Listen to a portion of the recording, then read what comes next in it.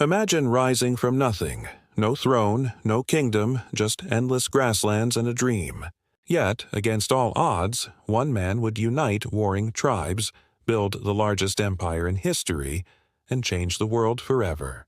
His name would strike fear and awe across continents, and his empire would reshape the world in ways still felt today.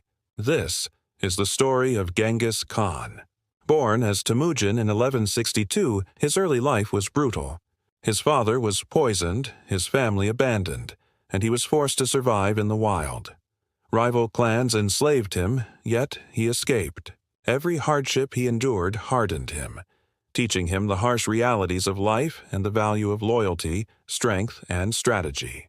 From a boy with nothing, he became a leader who would command millions. Unlike other warlords, he didn't rule with fear alone.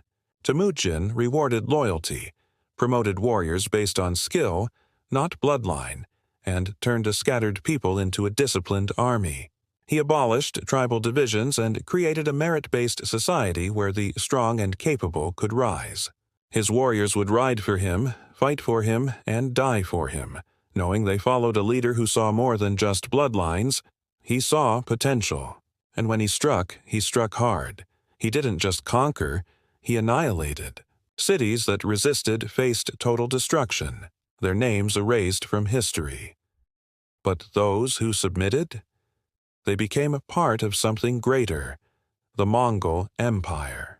His enemies called him ruthless, but to his people he was a savior, bringing order to a chaotic world.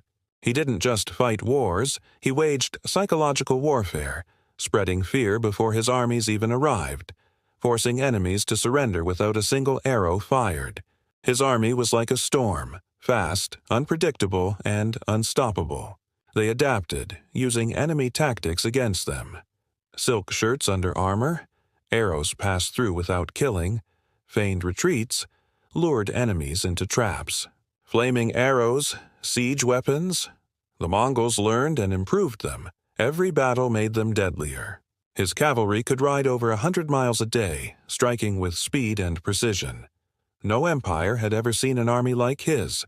But Genghis Khan wasn't just a warrior, he was a builder.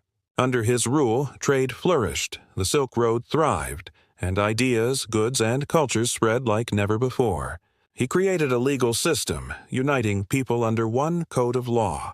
He promoted religious tolerance, allowing Buddhists, Muslims, Christians, and others to worship freely.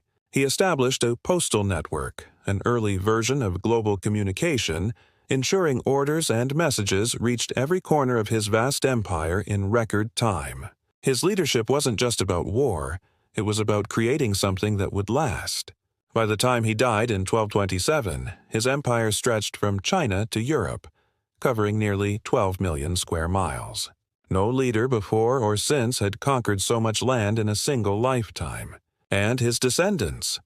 They continued his legacy, shaping the world in ways still felt today, from modern trade routes to military strategies used by generals centuries later. Love him or fear him, Genghis Khan wasn't just a conqueror, he was a visionary who changed history forever. His empire faded, but his impact never did. The world he built, the changes he set in motion, and the stories of his rise from nothing to ruler of the largest land empire in history remain unmatched. What do you think? Was he a genius leader or a ruthless tyrant? Comment below and let's discuss. And if you want more epic stories from history, don't forget to like, subscribe, and hit that bell.